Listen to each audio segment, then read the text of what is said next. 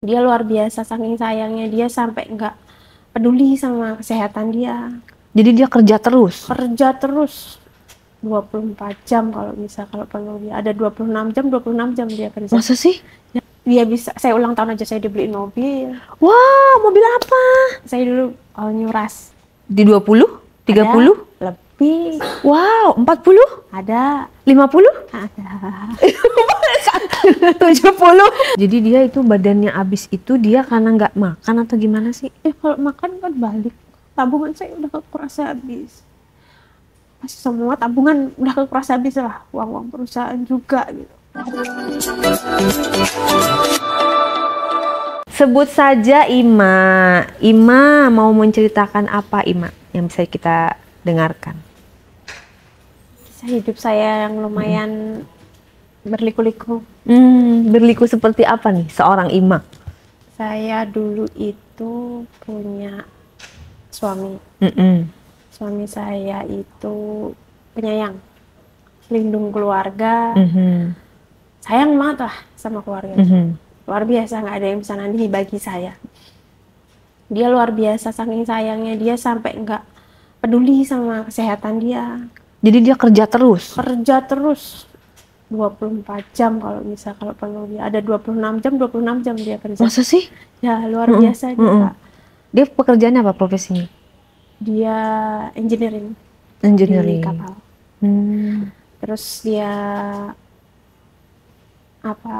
membuat statement waktu memberikan pernyataan menikah, serius menikahi saya. Dulu kan ketemunya itu gini awalnya. Gimana awalnya coba? Saya itu kan kuliah, tapi nggak selesai. Terus saya harus bantu kakak saya. Nah, dia kuliah, sekolah di kampus. Itu nggak sengaja. Daerah mana kampusnya? Di Jawa. Jawa. Hujan rintik-rintik itu ceritanya. Hujan rintik-rintik. Saya nggak ada kepikiran untuk deket sama cowok atau gimana. Terus tiba-tiba dia mendekati saya. Enak nih dekat sama cewek gitu. Saya pun biasa aja, natural ngalir. 3 bulan kenal sama bapak saya. Saking gentlenya dia itu ketemu ibu saya langsung, saya mau serius sama dia bu gitu. Akhirnya bapak saya suruh kita nikah kan. Lagi dalam keadaan kuliah tuh? Ya. Hampir selesai sih kuliahnya, sudah tingkat akhir.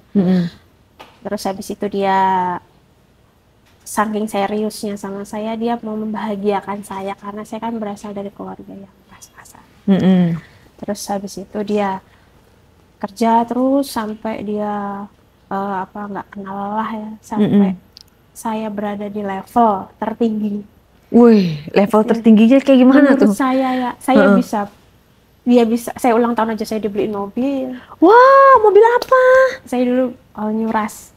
Apa? All new Rush. Oh, all new Rush. Baru tuh? Baru. Wow, terus saya ulang tahun lagi itu saya, yuk kita beli rumah. Beli rumah di sini di Depok. Nggak nyicil? Rumah KPR atau KPR sih, tapi Okay. kan setidaknya usaha dia untuk membahagiakan saya itu dari situ. Iya, dan DP-nya kan lumayan ya, Ya, di DP dulu sama dia kan? Pokoknya dia semua yang bertanggung jawab. Saya itu tidak boleh kerja. Ratu dong, Ratu Ima. Saya nggak boleh capek. Pokoknya kamu enak banget punya suami kayak gitu. Butuh berapa? Butuh gimana? Saya cukupin. Kok bisa ya punya suami kayak gitu ya? Sampai karena dia sering ninggalin saya ya, karena sering keluar kota gitu. Saking seringnya dia ninggalin saya. Pokoknya jangan sampai kamu kekurangan. Dia ngomong kayak gitu? Jangan sampai anak istriku kekurangan. Oke, itu udah punya anak? Udah. Anak kita 3. Kan proses kan dulu dari bener-bener 0 rupiah Kak. Gaji 40.000 seminggu. Gaji 40.000. Sekarang meningkat jadi? Meningkat sampai 2 digit. Di 20? 30? Lebih. Wow, 40? Ada. 50? Ada. 70? Enggak sih, nggak nyampe. Oh, 60 berarti? Iya, 50 lah. Oh, 50-an lah ya. Lumayan loh itu. Iya, makanya kan dia saking manjainnya saya itu. Saya kan jadi ibarat kata perempuan yang bersyukur. Terbackup ya. Iya benar-benar terbackup. aku seneng bahasa yang terbackup. Perempuan yang terbackup ya. Terbackup semuanya dari mantap semua sisi ya. Ya kan betul banget. Bener, Apalagi bener. perempuan. Iya ya kan? udah. Diharapkan dari seorang suami. Bener. Tanggung jawabnya. Betul. Kasih sayangnya. Bener. Gak sekedar hanya gitu aja doang kan. Iya betul. Terus paket lengkap lah ya ini ya. Si suami inilah pokoknya. Luar biasa deh. Pokoknya nggak ada. 1001 lah bagi saya. Iya kayaknya jarang juga deh, aku juga. Sepengetahuan aku jarang deh ada suami kayak gitu. Sampai kita posisinya lagi di wahnya. Allah menguji kita. Mengujinya dengan cara? Waktu COVID kemarin kan langsung keluar dari perusahaan kan. Oh, dikeluarin? Ya, perusahaannya bangkrut. Dan kita dapatlah pesangon. Tapi dapat banyak pesangonnya? Ya, alhamdulillah sih. Dapat berapa tuh pesangonnya? 100-an lah. 100 lebih ya? Dua kali lipat gaji gitu ya berarti ya? 100-an, terus habis itu kita buka usaha. Bikin suatu perusahaan lah, kontraktor gitu. Habis bikin usaha kontraktor, namanya merintis usaha kan nggak gampang kan? Bener. Oleng lah, kanan kiri gitu kan. Stabil tuh. Usaha apa itu? Kontraktor, engineering. Oh langsung engineering, langsung di bidang dia gitu ya? Langsung di bidang sesuai dengan bidangnya dia kan. Orang di COVID ekonomi menurun, kita lagi genting-gentingnya banyak orderan. Nah, macem-macem lah. Dari 1 bulan tuh bisa berganti terus, nggak pernah putus. Alhamdulillah selama 2 tahun. Sampai di tahun 2021 akhir, itu dia itu harus melakukan MCU untuk masuk ke suatu kapal tertentu gitu kan, harus ada MCU ya. Medical check up buat cek kesehatan ya. Harus ada MCU. MCU itu menandakan dia ada suspek hepatoma. Apa tuh? Nah, saya carilah di Google tuh suspek hepatoma itu apa. Suspek hepatoma itu ternyata seperti suspek kanker hati. Shock dong kita, kayak disambar petir. Meskipun enggak ada gejala? Enggak ada gejala apapun, cuma mual aja rasanya. Jadi kayak mah gitu ya? Enggak sih, lebih ke kalau makan nasi balik. Muntah? Iya, kalau mah tuh kan masih bisa ditahan ya. GERD juga masih bisa kan saya juga mengidap GERD kan. Setelah usai MCU itu, ceklah saya di Google itu apa. Cek di Google. Masya Allah, kaget dong. Udah kayak disambar petir di siang bolong. Ya Allah. Terus dia pun juga kaget, itu takut. Pastilah. Karena pernah ada penyakit seperti itu di keluarga kita. Kaget, astagfirullahaladzim. Apa ini gitu kan. Terus saya pun dibalik ketakutan dan kecemasan saya menguatkan dia. Udah aman, nggak apa-apa. Tenang aja, Allah Maha Tahu yang terbaik. Saya sempat hamil tuh. Yang anak keberapa? 4. Hamil tapi ada IUD-nya. Oh, jadi keguguran. Ya ampun, innalillahi. Nah, terus habis itu dari situ setelah keguguran itu dia udah mulai itu tanda-tanda, apa aku mau nggak umur panjang ya, gitu-gitu. Udah deh, mulai dari situ saya udah kacau deh perasaannya. Terus nggak kerja ya? Nggak kerja, tetap menjalankan perusahaan itu, tetap bekerja sampai di bulan Mei. Itu kan meninggalnya Juli ya. Juli tahun? Juli 2022. Sampai di bulan Mei, dia itu masih tegar, masih bawa mobil, masih dikuat-kuatin. Tapi melihat kondisinya badannya semakin habis, saya itu semakin kayak apa ya? Kayak oh kayaknya gue boleh tinggal pergi nih. Sedangkan saya kan nggak siap ya. Nggak siap dengan kondisi. Gimana sih Kak? Saya tuh di BK dari Citawang kan, dia semua yang handle kehidupan saya, anak-anak. Terus dia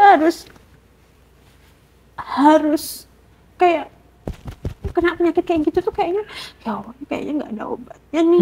Ini ya Allah, ini apa ini? Tapi saya tetap mencoba untuk percaya 1% keajaiban Allah itu pasti ada.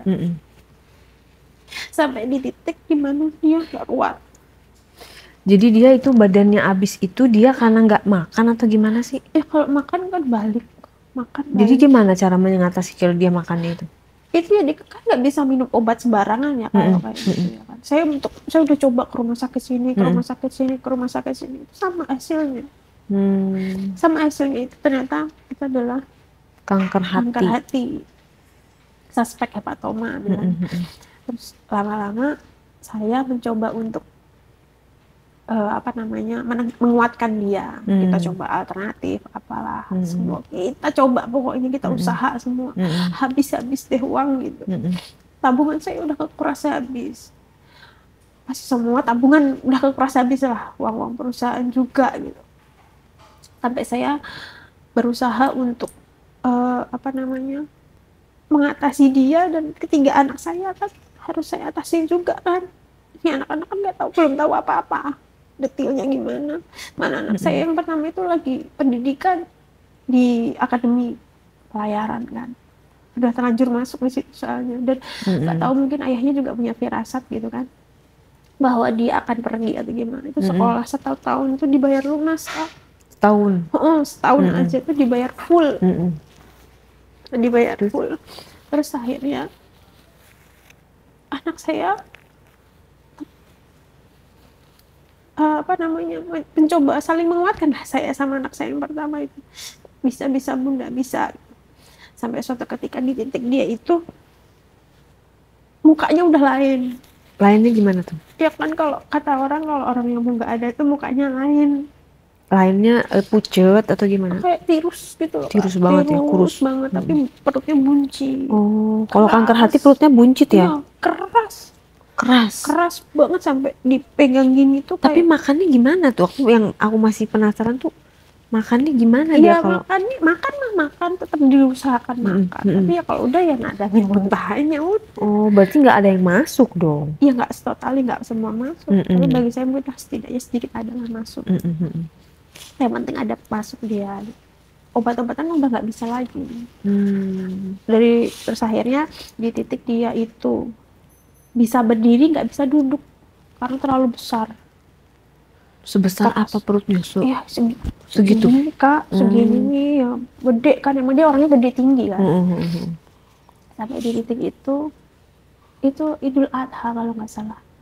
Idul Adha itu habis saya sholat id, sama tetangga ditengokin karena batuknya itu udah kayak didengar tetangga, kayak karena ada batuknya juga. Batuknya tuh aneh gitu. Akhirnya dibawa grok gitu. Enggak, batuknya itu kayak sampai kayak ngeden gimana sih Kak, sampai gimana gitu. Sampai nggak bisa diungkapin pakai kata-kata lah, pokoknya susah banget. Kayak ketahan di sini ya gitu ya. Sampai tetangga sebelah mungkin dengar, ya udah dibawa ke rumah sakit aja. Rumah sakit tuh kita udah ke rumah sakit, udah jalan di rumah sakit, itu tuh mulai momen-momen saya nggak doyan, sayanya nggak doyan makan, nggak doyan ini itu. Dulu aku gemuk Kak, 75. Sekarang 57, kebalikannya. Iya. Itu momen di situ saya di ICU itu yang itu bener-bener mental banget. Saya masuk ICU. Siapa? Iya, dia masuk ICU tuh. Almarhum ya, masuk ICU. Setelah dia masuk ICU itu udah aneh, pembawaannya udah aneh. Gimana tuh? Cara bicaranya juga udah aneh, pembawaannya. Tapi sadar. Dia nyariin saya mulu. Supaya saya pengen sama istri saya, saya mau pulang gitu terus. Tiba suatu ketika dokter, kan sudah 8 hari di ICU. Di ICU setiap hari itu yang meninggal 1 Kak. Keluar pasti yang meninggal 1. Itu tuh bener-bener terakhir kan saya tuh pulang hidup, pulang bisa sadar karena dokter udah, Bu, ini udah tinggal nunggu waktu aja. Di depan dokter saya bisa tegar. Keluar dari ruang dokter udah lemes sejadi-jadinya, sampai saya itu nggak bisa berdiri, nggak punya tenaga. Saya kuat-kuatin kan untuk anak-anak ini. Sampai di rumah itu sudah tidak bisa berdiri, jadi dibopong dari ruang ICU ke mobil aja. Tapi malah dipulangkan ya? karena sudah mau diapain lagi. Jadi rumah sakit angkat tangan gitu ya? Nggak dioperasi atau nggak bisa dioperasi pun juga. Nggak bisa dioperasi dengan alasan? Nggak tahu, pokoknya dokter bilang sudah stadium 4. Sudah menyebar. Masa nggak ada cara sih? Nggak ada cara? Nggak menunggu, udah dikontakin ke rumah sakit udah yang buat di kemo atau di udah nggak bisa lagi. Ini udah tinggal beberapa hari Bu, mudah-mudahan Ibu dikasih kekuatan. Intinya ya Allah, dikasih ngomong gitu tinggal beberapa hari doang gitu ya? Nggak hitungan lama lah. Nggak berapa hari gitu, nggak lama, nggak udah nggak lama gitu ya? Nggak tahu, ini mujizat Allah aja. Ya nggak apa-apa dok, saya 1% keajaiban Allah pun saya akan berusaha kok. Saya minta sama Allah, yang punya hidup, yang punya napas Allah. Bener-bener kepasrahan saya itu di titik terpaling pasrah di situ. Akhirnya saya bawa pulang. Hari Kamis dibawa pulang, hari Minggu nggak ada. Itu nggak adanya bener-bener nggak mau. Bener-bener saya harus ngomong ikhlas. Kan saya sampai doa bersama ya. Si suami ini udah napasnya udah tersengal-sengal. Ini cuma tinggal omongan ibu ikhlas. Siapa sih kak yang ikhlas? Saya pengennya suami saya sembuh. Jangan ninggalin saya. Aku gimana nanti? Anak-anak gimana? Aku makan apa nanti? Hidupku gimana ke depannya? Aku nyari apa? Aku gak punya kemampuan apa-apa. Aku bingung. Aku harus gimana? Kata, harus ngomong ikhlas kan berat kak. Di titik saya ngelihat napas sakaratul maut itu di depan mata saya. Itu kan oksigen, pakai oksigen ya di rumah. Oksigennya tuh udah mau habis. Saya kaget kayak dibangunin gitu. Astagfirullahaladzim, oksigennya habis. Ini harus diganti oksigen. Tapi kayaknya saya merasa, kayaknya kamu mau pergi ya. Kayaknya kamu mau pergi. Kamu jangan pergi sampai saya tuh. Enggak kuat. Sampai di titik saya harus, yang saya ingat di waktu itu kebaikan dia, sayangnya dia sama saya, pedulinya dia sama saya, nggak ada yang bisa gantiin. Sampai apapun kesalahan saya, apapun yang membuat saya sakit hati, dia tuh selalu belain aku banget. Siapapun yang bikin sakit hati saya bakal dilawan sama dia. Saking sayangnya dia. Ada sih buat laki-laki yang segitunya sama seorang perempuan zaman sekarang itu 1001. Saya sampai ya Allah, kok sekarang aku doain kamu bukan ini lagi, aku ngirimin Al-Fatihah ya gitu loh, sampai di titik dia mau sakaratul maut. Saya benar-benar lihat ketika saya ngomong aku ikhlas di telinganya. Banyak kali saya ngomong aku ikhlas, tapi ya ikhlas cuma di mulut. Itu benar-benar aku ngelihat pas terakhirnya dia di situ. Aku kayak kamu nggak pergi, kamu nggak boleh pergi. Itu semendadak saya kayak nggak punya tulang, jatuh berak di bawah, mau ditutup gitu. Dia mau tutup, nggak saya bolehin. Nurun, dia nggak begini kok. Kayak saya orang kayak setengah sadar nggak sadar gitu kan. Terus pada akhirnya saya cuma diem di tempat tidur. Saya di bawah, saya liatin kakinya, saya ciumin kakinya. Ya Allah, kamu kok pergi ninggalin aku nanti sama siapa? Ibu udah nggak ada, aku nanti sama siapa? Rasa-rasa kayak pengen ikut gitu, tapi melihat lagi anak-anakku masih kecil-kecil, masih butuh biaya, kalau aku nggak ada juga gimana gitu. Terus si anakku yang pertama, kan waktu itu anakku makaminya di kota kelahiranku, anakku udah di sana. Dia pesen tuh kalau aku sampai nggak ada, aku dimakamin di sini aja ya, dimakamin di lokasi. Dia minta tuh. Apa sih ngomong kayak gitu? Itu waktu masih sehat. Itu belum ada ketahuan sakit Itu waktu masih saya dia pasang kayak gitu, saya ingat dia minta makamin di situ gitu. Jadi langsung begitu tuh dimandiin, dikafani. Saya kayak orang bego, Kak, ini siapa yang dimandi, ini siapa yang dikafani, ini mungkin suami aku gitu ya, kayak orang bengong-bengong aja gitu. Udah gitu setelah pasti makamin tuh ya aku lihat dia di liang lahat, dimasukin di liang lahat. Saya, kamu kok di liang lahat, kok kamu udah pergi, kok kamu kayak nggak bisa lah, kamu kok tidurnya di situ kayak orang gila aja gitu. Gimana sih, Kak? Akhirnya banyak orang menguatkan aku, anak-anakku. Aku lihat, kamu udah nggak punya ayah. Dulu saya punya pikiran, kalau ada teman saya yang suaminya meninggal gitu, suka, ya Allah jangan sampai itu kejadian di aku ya, ya Allah ya. Nah ini kok kejadian di aku. Itu benar-benar yang, ya Allah, kayak luar biasa, kayak udah terpuruk, paling terpuruk lah itu. Dah di situ setelah 3 harian di kota kelahiranku, 3 hari aku balik ke rumah karena kan banyak tamu di rumah. Balik ke rumah itu aku ya hambar, Kak. Udah nggak ada kamu di sini, udah nggak ada kehidupan kamu di sini, nggak ada napas kamu di sini. Sampai 100 hari aku nggak mau masuk kamarku di tempat yang Takut. ada. Bukan. Jadi kalau aku masuk situ kayak orang bego, kayak merasa dia ada di situ, kayak masih ada dia.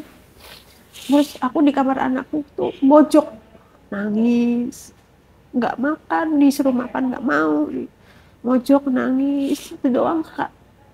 Bojok nangis, udah gitu aja kerjaan aku. Terus suatu ketika temanku yang saat ini jadi temanku tuh yang dia guru PAUD gitu, dia ini nyemangatin aku gitu. Bunda harus kuat, Bunda harus bisa, anak-anak butuh Bunda, gak ada yang bisa ngurusin anak-anak selain Bunda lagi, tinggal Bunda dong. Kalau Bundanya kayak gini terus, anak-anak gak punya sandaran lagi, ayahnya udah gak ada, masa Bunda kayak gini. Udah tuh aku dikasih doa amalan gitu, dipikirin tiap malam. Aku pikir, aku bingung, aku hidupin anak pakai apa? Allah Maha Pemberi rezeki, Allah punya segalanya, Allah yang ngasih rezeki buat kamu, Allah yang ngasih kehidupan kamu, Allah yang ngasih cobaan buat kamu, Allah pasti mampukan kamu. Saya jalanin tuh. Apa ya yang harus aku lakuin, apa yang harus aku kerjain. Aku punya modal itu. Waktu itu saya masih ada mobil kan, pikiran mobil kalau bisa dilunaskan, rumah dilunaskan kan, jadi sertifikat keluar, mobil aku kembaliin ke leasing. Karena aku harus tetap nyicil, nggak bisa dilunaskan. Daripada aku beban, aku kan kembaliin. Selesai, si dapat uang kompensasi kan, buat modal. Ya usaha apa? Aku jualan, aku dagang tuh, dagang makanan, cateringan. Alhamdulillah dari situ aku bisa bayarin sekolah anak-anakku, bayarin makan kehidupan anak-anakku gitu. Waktu itu masih banyak teman yang masih peduli, masih care. Cuma makin kesini aku punya, lama-lama kan kurang ya. Aku pinjam duitnya dong 200, pinjam duitnya dong 300 sama temen. Dikasih, dipinjam, cuma aku nggak bisa langsung balikin cepet. Dan itu banyak, Kak, teman-teman yang aku pinjemin kayak gitu. Tapi lama-lama mereka jenuh. Iya, karena keseringan gitu ya. Keseringan aku pinjemin kan. Akhirnya aku harus apa ya? Harus kerja apa, kan namanya cateringan kan. Kadang ada, kadang enggak. Iya, harus ada modal juga ya. Harus nombokin modalnya di mana. Kalau ini suatu ketika tuh sepi, sepi bener-bener yang nggak ada orderan. Anakku kan harus tetap makan. Gimana ya, masa iya aku harus apa ini yang penting kerjaanku halal, jangan sampai aku tuh jual harga diri, udah itu doang pikiranmu. Terus aku ditagih utang-utang, sisa utang-utang almarhum yang belum selesai juga kan. Berapa utangnya? Masih banyak Kak. Ratusan juta ada? Enggak sampai sih, cuma kan masih ada itu, ada beberapa lah. Bagi saya nominal 2 digit juga tetap berat ya, gede Kak. Saya beli beras, ibarat kata sekarang beras naik aja saya udah kelimpungan luar biasa kan. Apa nih yang harus aku kerjain, apa nih yang harus aku lakukan setiap hari, setiap malam. Makanya aku jarang tidur, susah tidur karena mikir besok kebanyakan aku harus mikir apa, besok aku harus gimana supaya hidup tetap berjalan sama anak. Kadang kalau anakku kan di luar kota ya, sekolahnya di luar kota. Kadang kalau bunda aku lapar, kalau udah anak ngomong bunda aku lapar, gimana caranya aku harus dapat uang untuk ngirimin anakku makan. Itu mbak, itu yang jadi beban mental buat aku, harus menghadapi situasi ketika aku punya uang, gimana nih aku ngirimin anakku.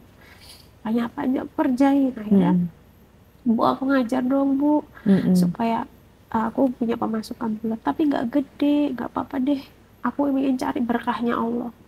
Karena kan memberikan ilmu itu dapatnya berkah. Iya, karena pahala juga. Iya, ilmu yang kita kasih ke anak-anak itu dia akan pakai seumur hidup dia kan, itu berkahnya gitu. Nah dari situ saya mulai ngajar PAUD itu, berkahnya mulai nampak sedikit-sedikit.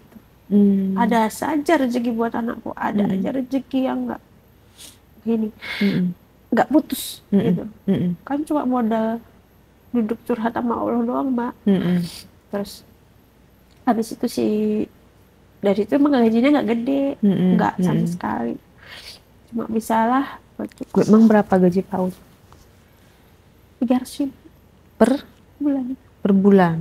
Tapi kita dapat insentif dari pemerintah, cuma kan proses. Cuma nanti seiring berjalannya waktu kan pasti ada peningkatan. Tapi yang saya cari, mudah-mudahan Allah ngasih berkah lain, rezeki lain saya di lain tempat. Suatu ketika saya kan nge-apply, masukin lamaran-lamaran minimal SMA, SMK, karena saya SMA jadinya kan. Saya masukin lamarannya, saya masuk. Mana duluan nih yang manggil aku, insya Allah ini rezekiku lah, kayak gitu. Inilah dari driver ini. Driver online ini lumayan ya, alhamdulillah sih. Sehari dapat berapa? Ya kalau kita kenceng bisa sampai 300-500 sehari, bisa 300 sampai semalam ya. Oh kalau 24 jam tuh ya? Iya. Tapi setoran ke sana, ke perusahaannya? Ada setoran. Berapa? 190 dengan mobil punya mereka? Iya, tapi mobilnya kan kita bawa pulang. Mobilnya, tapi kita bayar istilahnya kayak sewa mobilnya gitu ya? 190. Misalnya sehari dapat 500 lah paling gede, berarti dikurangi 150 tinggal 300-an ya. Tapi bensin sendiri? Bensin habis berapa tuh kalau seharian? Gede-gedenya 150. 100 sampai 150, berarti oke lah, misalnya bensin 100, berarti dapatnya 200 ya? Ya, sisanya kan? Sisanya 200 maksudnya. Kan belum tipsnya. Oh iya, tipsnya. Terus THR juga dapat ya? Enggak lah. Oh karena dia jatuhnya kerjasama gitu ya, kerjasama bukan karyawan kan? Karena dia ya kolaborasi, karena dia pakai mobil kalian pakai mobilnya, terus dipakai untuk sewa gitu ya. Tapi aku bersyukur aja sih. Jadi nggak jadi guru PAUD lagi nih? Tetap. Oh jadwalnya diatur kan aja. Driver online ini kan saya bisa fleksibel. Saya jam 7.30 ngajar sampai 10.30 lah. 10.30 saya itu ngedrive ya. Terus saya kan masih punya pemasukan dari warung. Jadi sudah saya giniin. Dari PAUD saya alokasikan bayar sekolah si A. Dari ini saya alokasikan untuk, dari mana driver ini saya alokasikan untuk hidup, untuk nombok-nombokin. Terus dari warung dapat seberapa pun alokasikan untuk si B. Aslinya mana, Mbak? Aku Semarang. Semarang, oke. Jadi ada 3 sumber penghasilan ya. Yang lebih gedenya berarti dari driver gitu ya? Saat ini karena per hari ya jatuhnya ya. Asal kita niat punya kemauan aja, jalan terus. Iya, karena sistemnya kalau kayak gitu kan tergantung tekad kita. Makin kita rajin, makin banyak. Betul. Kalau enggak yang penting jangan cancel order aja. Oke, kalau cancel order, bye gitu ya nggak? Lama lagi dapetnya. Oh, lama lagi. Kemarin aja saya mau cancel karena takut kalau kita dimintain nomor WA kan katanya itu penipuan apa gimana ya. Oke. Itu saya mau cancel aja takut saya nggak dapat order. Jadi ada saya kerasa takut, kecemasan. Ininya apa? Bawa mobil berarti? Mobilnya Matic. Ini manual. Manual bisa semua. Matic manual bisa semua. Kadang saya juga dulu sebelum jadi driver itu saya udah ada yang butuh nyupirin nggak, saya mau dong. Udah saya nggak, udah nggak kenal malu deh. Udah nggak, ibaratnya saya kan dari orang berada ya. Iya, gajinya 50 juta per bulan gitu kan. Dianggap. Jadi sekarang tiba-tiba langsung 300.000 doang sebulan. Allah kasih ujian ya. Bener-bener yang luar biasa jatuhnya itu. Dan saya nggak tahu skill saya itu di apa, di bidang apa. Dan teman-teman udah pada sisa 3 doang nih teman saya yang masih percaya, masih lanjut, masih berteman, masih percaya dan masih care sama saya. Sisanya mah nggak tahu deh. Lillahi ta'ala. Saya udah kayak menutup diri. Saya udah nggak mau ya teman banyak-banyak. Nggak mau karena aku takut nyusahin teman. Tapi kan pikirannya Mbak aja kali. Ya karena yang udah merasa begitu kali ya. Merasa ngapain gue temenan sama lu, takutnya saya cuma pikiran gini, saya jadi overthinkingnya, ngapain gue temenan sama lu, nyusahin gue doang, pinjemin duit mulu. Jadi merasa ada pikiran kayak gitu ya. Ya udah saya jalanin sekarang. Ini ada semangat baru. Saya tuh ketemu teman-teman sesama driver ini tuh biar kata mereka laki-laki, bapak, mereka sangat-sangat menghargai saya dan support. Nggak ada yang melecehkan. Baik semua ya. Teman-teman yang seangkatan saya ini yang baru-baru daftar gitu. Support dan saya pun orangnya sekarang prinsip saya gini. Saya akan mempermudah semua urusan orang yang butuh pertolongan saya semampu saya. Yang penting mereka bisa lancar urusannya. Karena insya Allah akan memberikan kemudahan untuk saya dan anak-anak saya kelak. Itu doang prinsipku, Mbak. Sekarang yang tak pegang itu doang. Allah maha baik. Allah maha pemberi rezeki. Allah maha kaya. Aku mempermudah urusan orang. Kalau urusan gue susah, insya Allah anak-anakku urusannya dipermudah. Anak-anakku bisa. Urusannya dipermudah semua, gak disusahin. Ya emang benar. Allah tuh luar biasa. Meskipun anakku di rantauan tuh banyak orang-orang baik yang nolongin. Anak kan dia ngerantau 2. Pesantren apa? Yang kerja? Enggak. Jadi sekolah. Ditinggal sama siapa? Sendiri. Tinggal sendiri? Iya. Kalau yang nomor 2 sama kakakku. Dibantu kakakku aku. Kakakku yang nomor 1. Kalau yang satu lagi? Yang satu lagi tinggal di rumah ponakanku, tapi kosong. Ponakanku nggak di situ. Jadi tinggal sendiri. Dia tinggal sendiri. Sendirian, tapi kan namanya sendirian, jagain rumah. Bun lapar. Kadang sahur, kadang enggak. Pernah sih, aku dulu nggak pernah ada di situasi nggak punya beras. Tapi aku ngerasain sekarang namanya nggak ada beras. Mau beli beras aja ya Allah, uangku tinggal 10.000, beras 18.000. Udah beli apa aku? Beras 18.000 seliter? 17. Paling murah, tapi sekarang udah turun. Udah turun ya. 13.000 per liter. Terus kan gak cuma beras doang. Lauknya, minyaknya, gasnya. Ya. Alhamdulillah, aku kemarin bisa punya gula aja karena dari wali murid ngasih parcel gitu kan. Ada sirup, ada Alhamdulillah. Terus sekarang aku udah nge-driver kan. Kemarin tadi malam. Bunda, aku lapar. Aku pegang tuh Mbak, aku dapat lebihan tuh, dapat tip lumayan kan. Yuk makan keluar ya, makan keluar. Ngeliatin, kamu makan aja, kamu mau pilih apa? Saking lamanya nggak pernah makan enak. Kamu makan apa? Dia milihin ayam, dan ya makan. Liatin mereka makan, aku kenyang.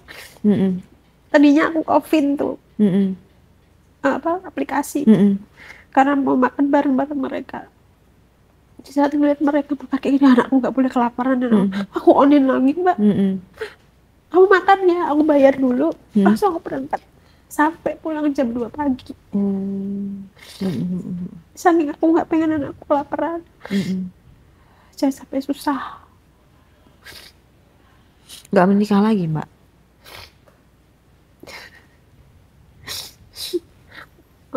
Nikah lagi apakah bisa langsung ketutupin semua kebutuhan anakku?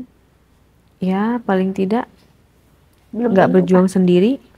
Belum tentu Mbak, belum tentu ketutup. 3 loh anakku, biayanya gede-gede.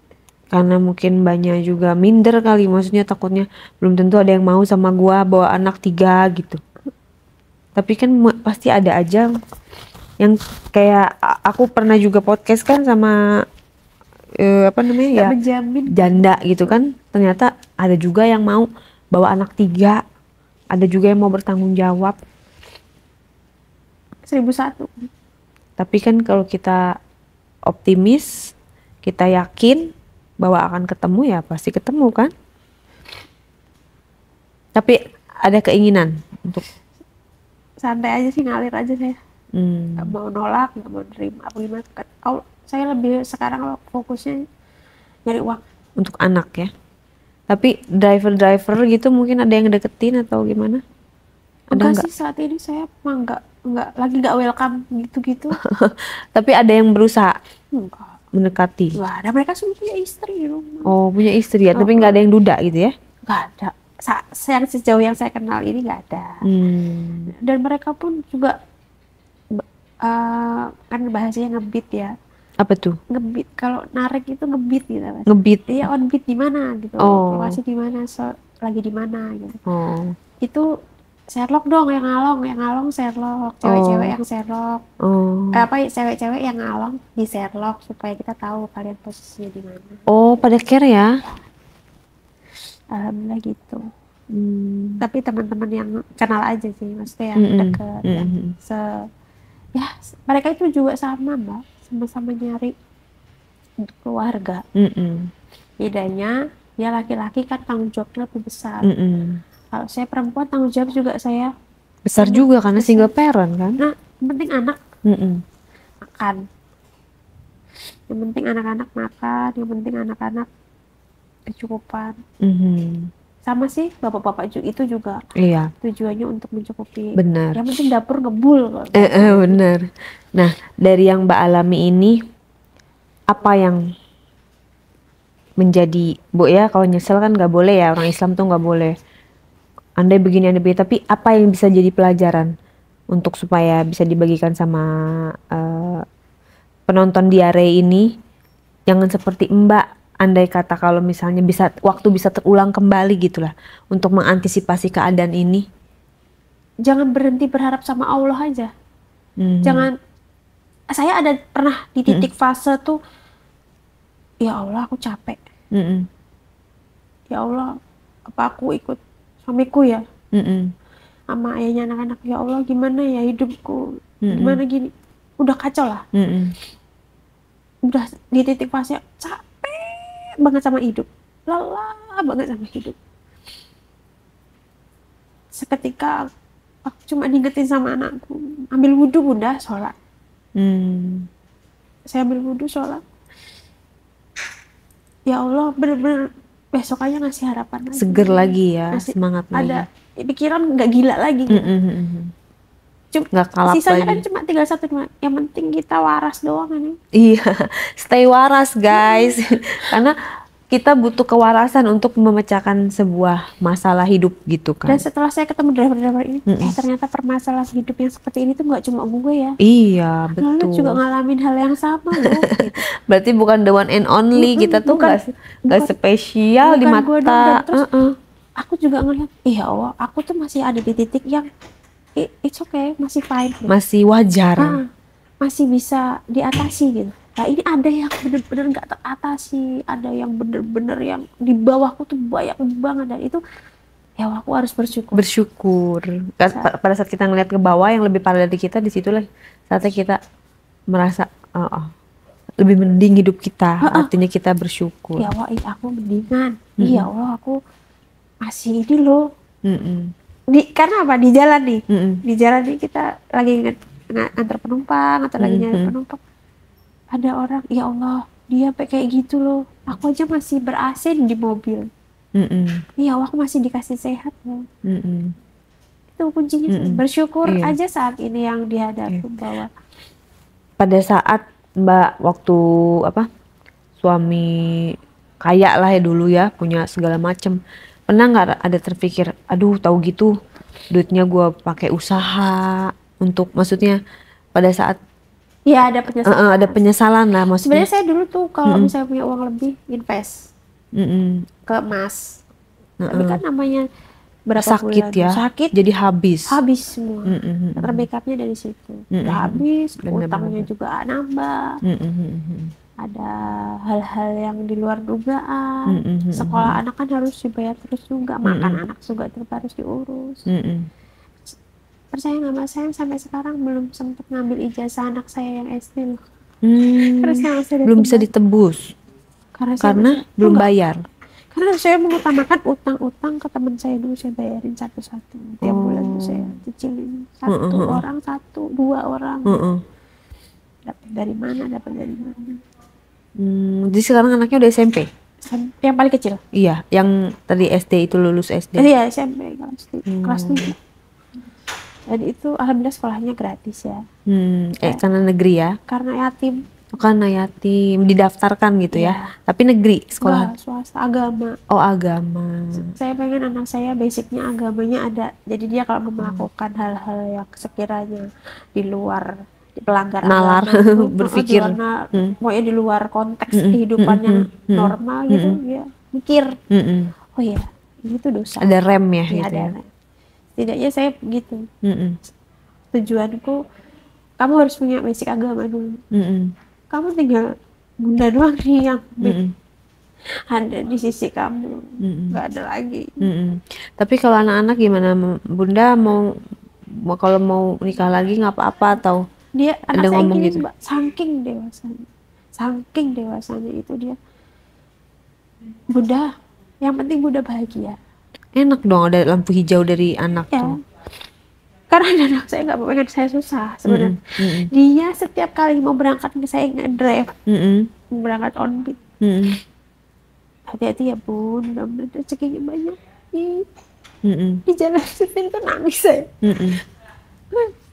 Ya, doain Bunda ya. Nanti pulang bawa makanan enak ya Bun. Ya. Dah, doa yang memotivasi saya, menyemangatin saya. Tapi ada penumpang, biasanya penumpang itu kalau ngelihat driver cewek itu lebih lebih dapat uang tipsnya, kalau kasihan atau dapat saya. Paling gede dikasih kemarin berapa uang? Dapat sampai 50. 50. Mbak sampai malam-malam Mbak takut. Saya cuma takut sama Allah. Saya minta penjagaan cuma sama Allah. Allah Maha melindungi kok. Saya cuma percaya sama Allah doang Mbak sekarang. Sama manusia saya nggak punya harapan apa-apa. Saya cuma berharap sama Allah doang. Sekalipun itu orang yang nanti kelak dia sayang banget sama saya atau peduli sama saya, cinta sama saya, tetap aja ya. Apa karena udah hilang kepercayaan? Bukan hilang kepercayaan, saya lebih ke trauma Mbak. Ketika kemarin saya baru ditinggal jebret, saya nggak tahu apa sih mau kemana. Nggak semandiri itu, nggak semandiri siap. Sekarang. Nggak siap. Berarti pelajaran yang bisa diambil adalah prepare itu penting dalam keadaan apapun ya. Penting. percaya deh bahwa setiap manusia itu punya skill, punya kemampuan, punya bakat. Ini percaya aja. Nggak ada orang bodoh, yang ada orang malas. Yes. Kalau lu malas-malasan doang, tiduran doang, rezeki mau jatuh dan langit nggak ada. Harus dicari ya, dijemput gitu ya. Karena rezeki itu udah diporsiin sama Allah sesuai dengan usaha kita. Yeah. Usaha dan doa kita tuh sekencang apa ya itu sekencang Allah ngasih. Dan alhamdulillah saya setelah nge-Grab ini, nge-driver ini, bisa saya bayar utang teman saya. Bisa saya ngasih makan anak saya. Perlahan. Saya minta waktu ya, sabar. Meskipun saya dikata-katain apa, dimaki-maki lah apa. Gak apa-apa, aku ikhlas kok. Allah, roda itu berputar. Gak tentu kan kita akan dibawa terus selama kita mau berusaha naik. Kita akan dibawa terus kalau kita punya usaha dan doa untuk kita nanjak naik. Orang naik tangga aja kalau kita meskipun lelah dengkul kita, capek badan kita, kalau kita mau meskipun itu ngerangkak sekalipun, kita kan tetap naik sampai atas kan. Poinnya nyampe atas gitu ya, mau caranya mau. Yang penting kita punya mindset, tujuan. Gue harus sampai ke situ. Iya. Gue harus naik. Yang bisa memotivasi diri kita itu yang terbesar bukan dari orang lain. Di orang luar tuh support sistem aja. Diri kita sendiri ya. Diri kita sendiri diubah dulu mindsetnya, pola pikirnya. Lu mau ke arah mana? Lu mau gimana? Lu mau apa? Lu mau kalau lu mau semua teratasi tapi lu nggak mau berusaha, lu nggak mau modal nekat, nggak mau ini, nggak berani ambil resiko ya gimana? Nge-driver emang resikonya ada di jalan. Banyak. Kan? Mobil lecet kita juga harus ganti. Itulah spekulasi resiko. Ya kalau kita nggak mau ngambil resiko itu ya kayak mana kamu maju? Gitu. Ya. Karena bekal dari almarhum suami saya yang dulu tuh, membekali gini. Lu ngebekalin apa sih ke gue? Nyetir. Diajarin waktu itu? Untungnya ya? Iya, aku tuh gak kursus. Iya, belajar langsung ya? Dulu kalau ngajarin, gini gimana ya, lihat itu ada truk di atas, ini tanjakan macet gimana? Pikir aja sendiri gitu. Dia benar-benar kayak percaya. Meskipun sebenarnya di balik itu dia tetap membackup saya, tapi dia nggak menunjukkan. Kalau dia itu, ternyata tuh saya tuh mau dibikin gini loh kehidupan saya sama Allah. Makanya saya dikasih suami yang kayak gitu, bener-bener kayak ngebikin saya mandiri. Kamu harus bisa. Kamu nggak perlu kamu kerja kantoran, kamu bisa sembari yang ngurus anak. Saya kan dulu tetap sambil dagang-dagang, saya jualan dimsum. Alhamdulillah sih, aku. Ya. Jadi pelajarannya adalah jangan terlena ketika kita punya suami kaya. Kita harus tetap punya mengupgrade diri sendiri, value. Kita punya menambah skill. Apakah kita misalnya senang masak, kita kursus masak. Senang make up, kita kursus make up. Atau misalnya kita senang apa, kita bikin bisnis di luar dari suami. Bener nggak? Ketika terjadi apapun, istilahnya kita tuh nggak siap. Kita tuh nggak brok udah jatuh tertimpa tangga pula gitu kan? Timpa tangga, keblokan batu. Aduh. Artinya ini penting ya untuk para wanita. Kejadian ini jangan sampai terulang. Cukup Mbak Ima ya, Mbak Ima aja yang mengalami supaya kalian itu bisa mengantisipasi kejadian-kejadian. Kadang-kadang kan ketika kita di zona nyaman, suami yang ibaratnya bisa membackup wanita seperti kita nih ya kan, para istri di rumah, ya udah sih, ya udah kita tinggal menikmati. Padahal sebenarnya itu kan masalah waktu, karena perpisahan itu akan datang, entah itu perceraian ataupun kematian. Jadi harus prepare, karena manusia itu pada dasarnya kan ini sebenarnya kita di dunia ini cuman hanya untuk mencari bekal, mencari bekal untuk kita bisa bertahan hidup dan kita bisa selamat di akhirat nanti. Ya bekalnya apa ya, kita harus berdiri di atas kaki kita sendiri walaupun kita punya suami yang mapan. Betul. Akhirnya supaya tidak ada rasa shock bertubi-tubi karena ketidaksiapan itu. Gitu. Jadi lebih baik terjadi atau tidak terjadi, lebih baik kita siap-siap, memantaskan diri, mengupgrade skill kita, pengetahuan kita sesuai dengan kapabilitas yang kita punya nih. Misalnya kita senangnya apa ya, kita itu. Karena zaman after COVID ini kita nggak pernah tahu loh, bener nggak? Semua orang berubah karena COVID. Satu lagi, percaya deh sama diri sendiri bahwa kita tuh punya kemampuan, kita tuh punya skill yang cuma kita aja belum nemuin. Betul. Kadang-kadang kita nggak sadar. Sebenarnya gue tuh sukanya apa sih, kan? Karena nggak kelihatan gitu. Ternyata nyetir bisa jadi uang, bener nggak? Betul. Apa sih yang karena banyak teman-teman saya yang apa sih enak ya, lu bisa ini. Dulu gue nggak punya pikiran kayak gitu. Modal karena dikasih keterpaksaan sama Allah. The power of kepepet. Nyali gue harus muncul, pede gue harus muncul. Betul. Mental gue harus, udahlah, selesai. Udah seperti orang yang strong gitu ya. Sebenarnya kalau depannya kita tegar, depannya kita padahal hatinya tuh hancur, amburadul. Kalau bisa dibilang ini udah remuk gak karuan adanya. Itu ada di titik stres kadang kalau kita lagi sendiri. Pasti. Ya Allah, gini banget ya hidup. Nggak boleh gini. Nggak boleh ngeluh. Ngomong sama diri sendiri, Mbak, di kaca. Iya, ngomong sendiri ya. Kok gue gini banget sih? Gue kayak orang gila. Kalau lagi di kamar, acak-acakan gitu kan, bangun tidur. Kalau ada satu momen, saya itu orangnya. Kalau udah lelah banget sama hidup, di kamar 2 hari nggak makan, diem aja, minum doang, paling keluar untuk mandi, kencing, udah kamar mandi, udah itu doang. Itu ada di satu titik yang bener-bener ingin pokoknya ingin diem aja, nggak mau ngelakuin apa-apa, pokoknya kalau udah kayak 2 hari pengen skip gitu ya. Kalau udah 2 hari nggak bisa nih gini terus, nih anak gue makan apa begini terus, baru sadar. Baru sadar lagi. Ada di titik kewarasan kita yang benar-benar, iya benar, itu udah jalanin aja, benar, pasti kelewat kok. Iya, dan satu lagi, kita supaya kita waras ya kita harus berkumpul sama orang-orang yang support sistemnya yang bagus, yang mensupport secara mental ya, psikis gitu loh. Maksudnya kayak dapet kata-kata yang bisa bikin semangat, perhatian. Kadang kan teman malah justru tambah down, ngejudge kita. Ini gini. Lu sih, iya, nyalahin. Lu kenapa dulu nggak gini? Lu nggak pernah ada di posisi gue, jadi kalau komentar jangan asal. Lu nggak ngalamin jadi nggak bisa. Kadang kalau komentarin kayak gitu kan nyelkit tuh di hati yang paling dalam, ya Allah. Karena nggak ada yang tahu bakal kayak begini gitu loh artinya.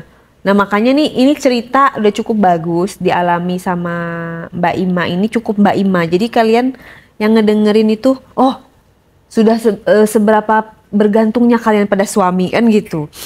Mulai skill, gua belum bisa apa-apa nih. Langsung yang mumpung masih ada umur, mumpung masih ada sehat, kita mengupgrade diri kita. Karena apa? Uang kan bisa habis, tapi skill kita itu nggak akan habis. Betul. Misalkan contoh kayak kita bersosialisasi sama teman-teman, itu nggak apa-apa, arisan, kumpul-kumpul, tapi jadikan momen kumpul sosialisasi itu bermanfaat. Untuk mencari rezeki juga bisa. Mencari apa sih komunikatif, silaturahminya tuh yang bermanfaat, berfaedah. Jangan asal gibahin orang doang. Iya bener, nggak ada waktu ya say. Ini kita ngomongin kisah hidup ini bukan untuk menjelekkan seseorang ataupun suatu perusahaan, tapi kita ini mengambil esensi dari ini tuh bahwa ada sesuatu yang harus kalian ambil, pesan moralnya tuh ada gitu. Jadi diare ini benar-benar komplit ya.